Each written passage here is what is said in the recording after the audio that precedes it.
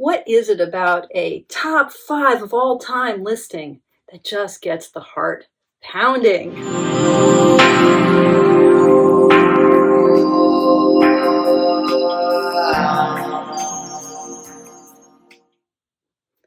Hello, friends. I found myself yesterday completely mesmerized by Owl Moon 513's recent video, her top 5 tarot decks of all time. Now, I love Racine's energy, and I love her vibe and her teaching. She's amazing. And her aesthetic, nothing at all like mine. You know, I'm watching her go through her decks and I'm appreciating what she's saying, and I'm like thinking to myself, Tarot of the Vampires, should I give that another go? And it's like, nope, nope, nope. Just not my aesthetic. And yet, it didn't matter, because as I'm watching her share her passion, I'm inspired. And that, I think, is what the tarot brings us on a reliable basis all the time, whether we're collectors or not. We bring forward these images and something gets sparked, something gets ignited in us. The tarot allows us to gain access to touch down into something that feels like our deepest desire, our deepest yearning, our intentionality at its core. And so that question, what's your soul deck? What are your favorite decks? What's your favorite Rider Waite-Smith clone? All those questions, they inspire us because they invite us to ask, what is it that we love? So, inspired by that, I thought, okay, well, what is it that I love? And I went through a process. I came up with 5 honorable mentions and 5 top 5. So these are the decks, the top 5 tarot decks of all time. These are the decks I cannot live without, which is an interesting prompt, right? Because what you'll see, there'll be some obvious ones here, but you'll also see some surprises, I think. I was surprised because I realized, I don't work with this deck, and yet it has to be here. Not because it's a current infatuation, but because it reliably points me towards something. And so why aren't I working with it? Why am I infatuated with, the latest gal in town? And there's, those infatuations, those ways we fall for a new deck, also take us down to our deepest heart, our deepest yearning. But this reminder of, here we are. This is the core of the core. It's powerful. So, okay. I'm going to start with number 10, I guess, in the honorable mentions. And this is a deck that is super surprising to me because I never have worked with it. It's been sitting on, I have a special shelf of decks that I really want to work. Actually, there's just 2 decks on that shelf that are really decks that I intend to work with. There's Kim Kranz's Archetypes deck, which I bought a few months ago and want to turn my attention to. And then there's this deck. And as I was looking around my decks, I was like, oh yeah, the Gentle Tarot.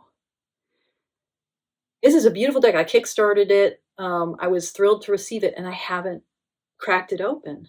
And as I was working with the images last night, I was like, this has to be, it's not going to be on my top 5, but I can't if I were never to have access to this deck again, that would be a mistake.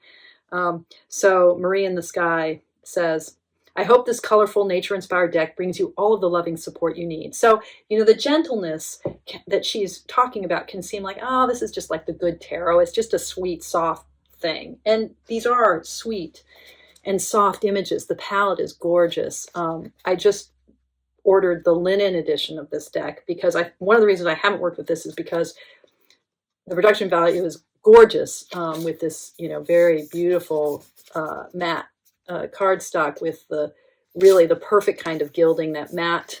I love that gold gilding, but it's hard to shuffle. It's hard to manipulate. I think with the slightly smaller format of the linen cards, I will actually do what I've been meaning to do, which is work with this deck. So it is soft. It is sweet. It is subtle.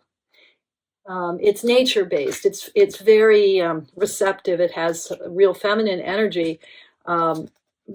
Beautiful depictions of nature, of women's bodies, of the sky and the earth. All of that is very gentle, but the support she's talking about, and this is why this deck has to be here for me, is about kind of the mutuality and interpenetration of all beings. So I particularly love her vision of the court cards, which I think say it all. So in her pentacle suit, the stone. So the pages for her are all seeds. The knights are all roots. The queens are all flowers, and the kings are all harvests. So in the courts, what she's expressing is the unfolding of life. And that's the gentle support she means. We are all a part of life, from seed to harvest. And I love the idea of the knight as root, because there is something so radical about the fire of knighthood in the tarot, radical in the truest sense of the word, like the radical of a plant that shoots down deep to the fiery magma core of the earth, seeking that water that will allow the plant to blossom and allow the harvest to be reached. So the Gentle Tarot in position number 10, a deck I cannot live without, and yet one that I, for some reason, have not worked with yet. Okay, in position number 9, there's got to be a Marseille deck. There just has to be, in the world of cards that I haven't, cards I can't live without.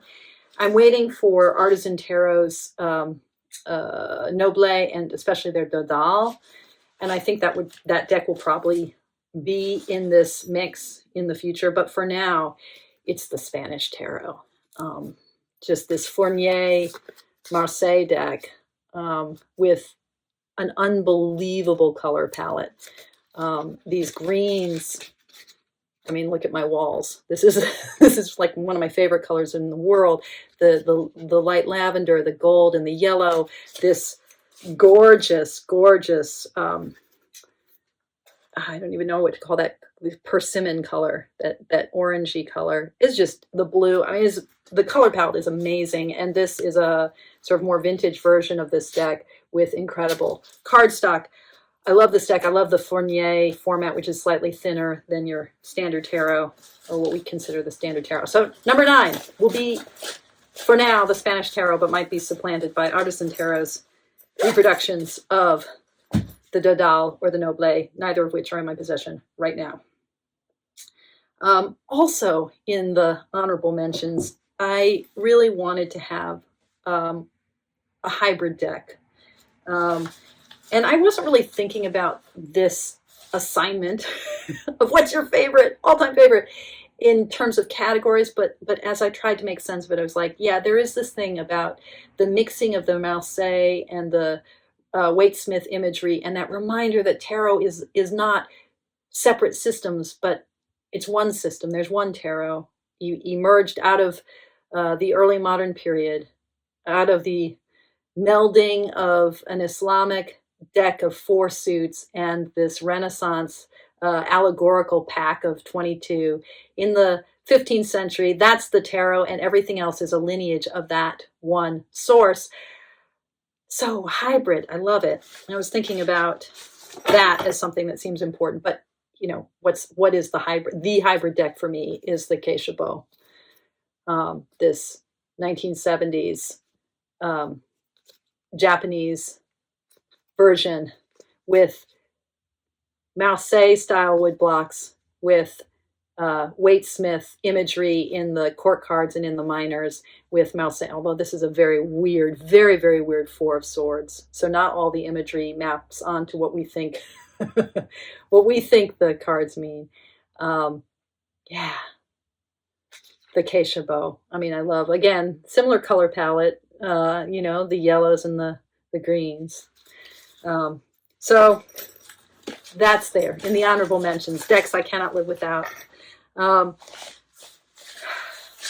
realized that I needed, in the decks I cannot live without, at least in the honorable mentions, I needed a deck that I consider perhaps one of the deepest, most thought-provoking abstract deck out there. I love Siliconaway's Shimmering Veil, but this deck, Margarete Petersen, that's the abstract deck. Look at that High Priestess. And I have this because I'm me and I'm insane. I have it in 3 editions. This is the the one that's in print now that has the borders on the back. And I wanted this edition because I want something that I could throw in my backpack and shuffle easily and not worry about. I also have the first edition of the German deck, and then the first edition of the English deck that don't have the borders on the backs.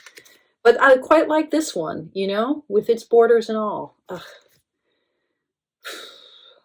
And her guidebook is really powerful too, her little white book, which is why I keep it with the deck, because the things she says, Father of flames, originating from the flame, my mind is a firework in the night sky. Sparks fall down from the sky. Fire explodes. Drops of fire collide and drift apart. Her description of her abstract imagery, her poetic vision. The devil. Look at that devil. So, the Margarete Petersen deck in my honorable mentions. Also in the honorable mentions, a super important deck to me that just slightly got nudged out from the 5 of all time, which is the Aquarian Tarot, and this 80s version without the borders, but with the fish scales, the incredibly beautiful blue backing. This was the second tarot deck I ever owned back in the 80s. I owned not literally this edition because I don't know what happened to my Aquarian Tarot, but it was the fish scale version. It was one that I was able to buy in a store at the time. This deck, the Aquarian Tarot, I mean, the imagery really has so much history for me. This sort of, I mean, very airy, very static. You know, look at that King of Pentacles.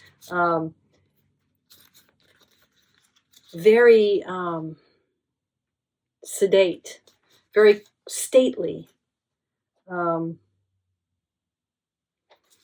very floral.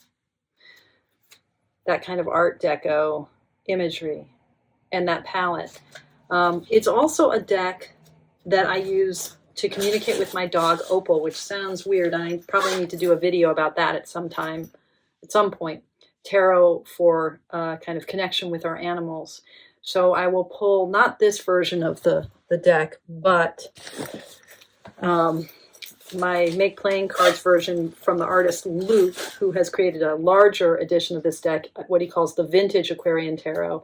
I will often pull cards from this deck when I'm trying to figure out, Opal is such a complicated dog, and when I'm trying to figure out what Opal needs, I will pull cards from her.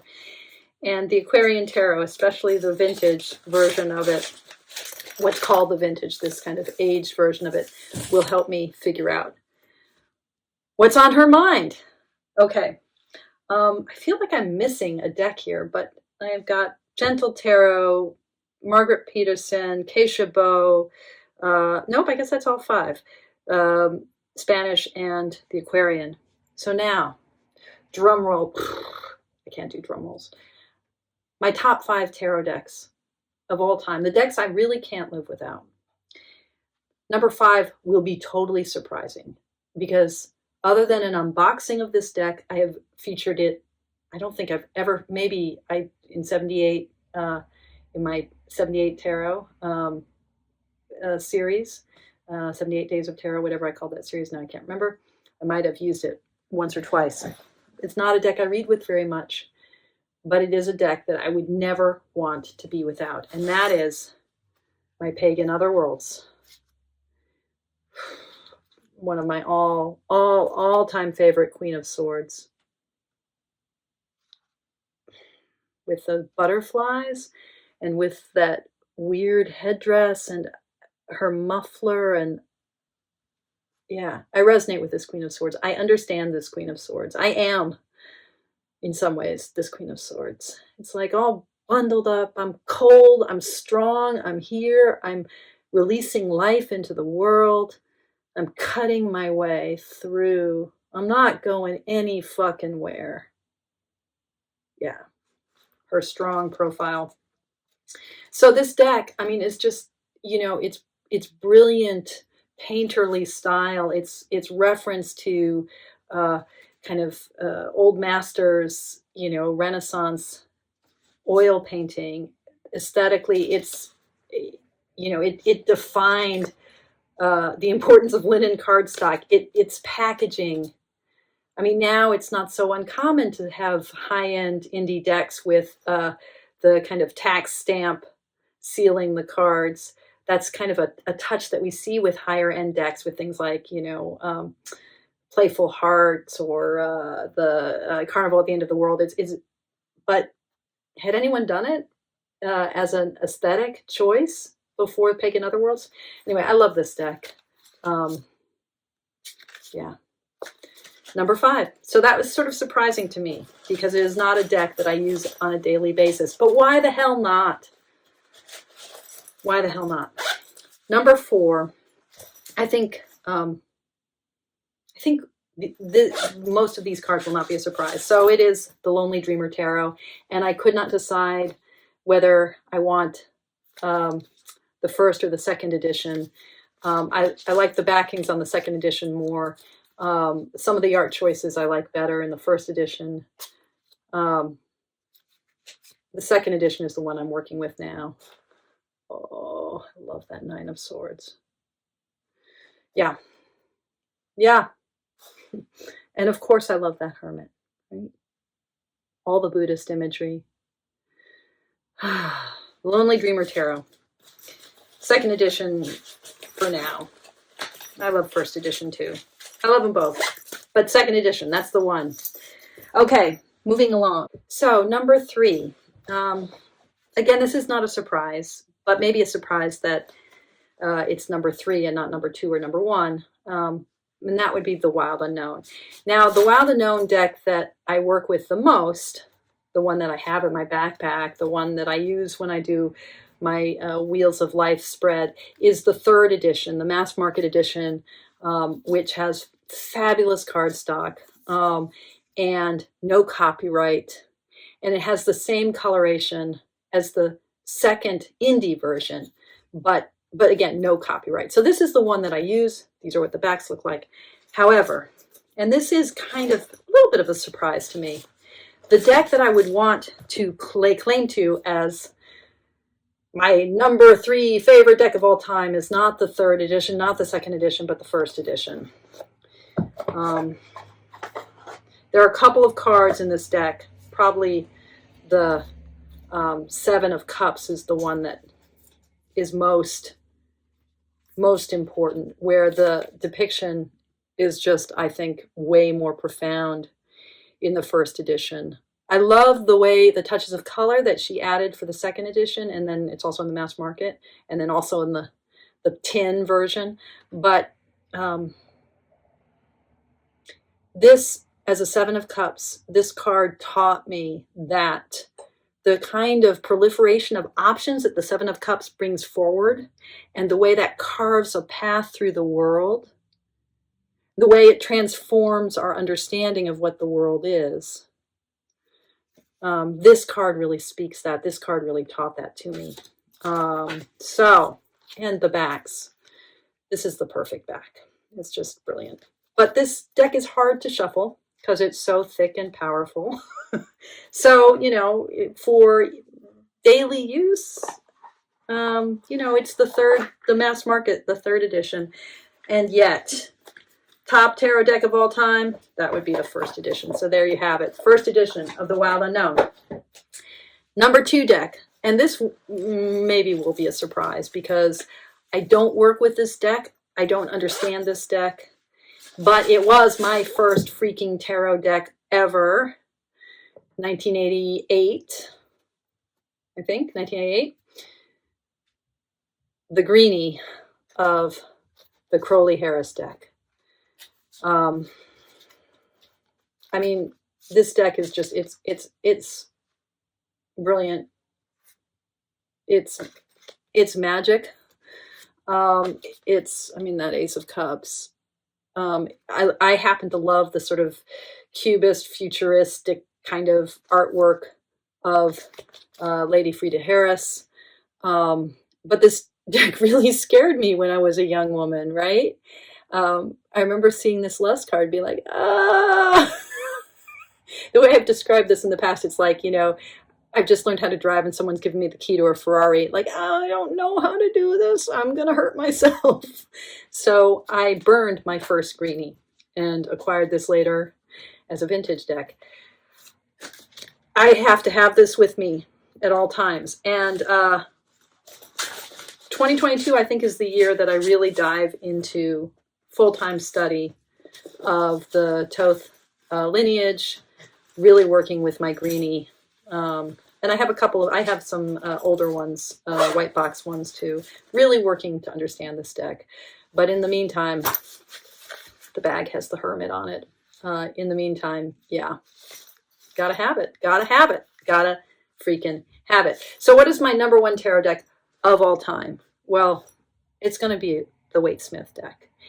But the question is, which Waite-Smith deck? And as I was thinking about this, there are a number of clones that I adore that would be very sad not to have with me, but they didn't make the cut. This isn't exactly a clone, but my Albano Waite.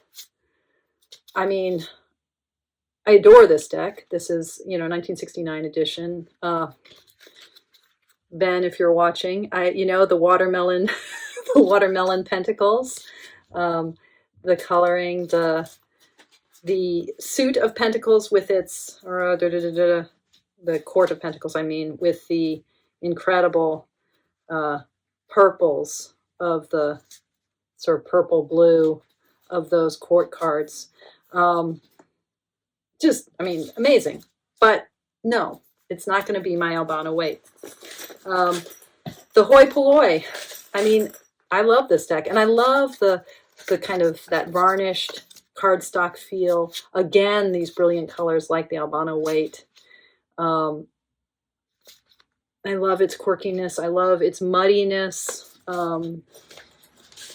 Heck, you know, even Tarot of the Ancient Prophecy, another vintage deck, also with that kind of varnished cardstock. You know, these images are goofy, but this is another deck I love. But it's not going to be a clone. That's not going to be my first deck. And it's not going to be the Albano Waite. It's going to be the Rider Waite-Smith deck, the Rider Waite-Smith deck. So shouldn't it be, because I am so blessed and fortunate to have a Pam A, a 1910 beautiful edition. I just have to remember to breathe when I hold this. Shouldn't it be this?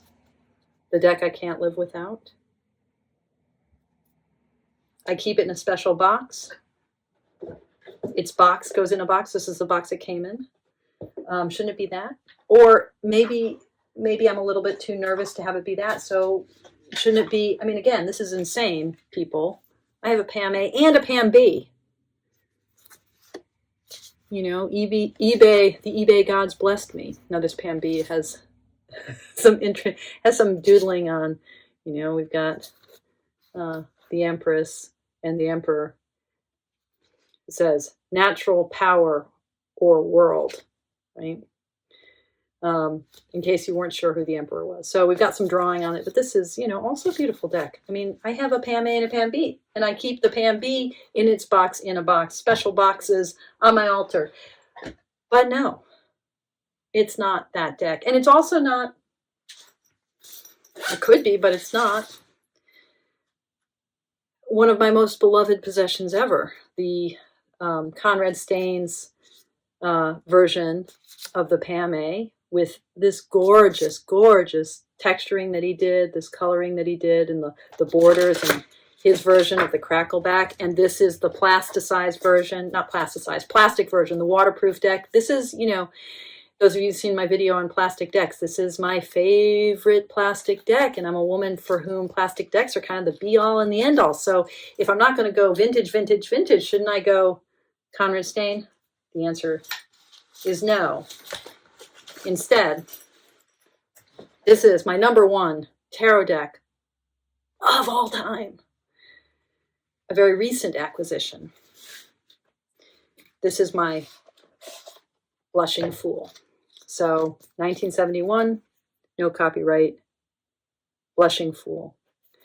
So I realized that I would want to have a vintage Waite-Smith deck with me, but I would not want to have a vintage Waite-Smith deck that is a museum piece. I would want one that I would feel perfectly fine actually working with, but that really is also deeply special. So like my Pam A, Pam B, the Blushing Fool feels, it doesn't just feel vintage, it feels special. It feels like marked by history in a powerful way.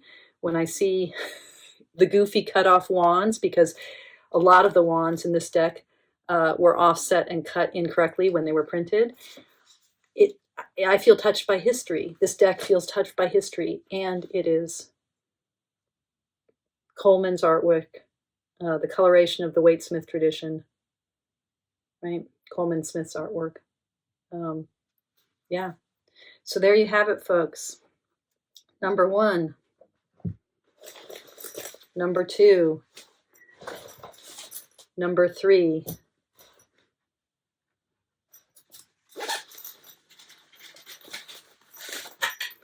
Number 4.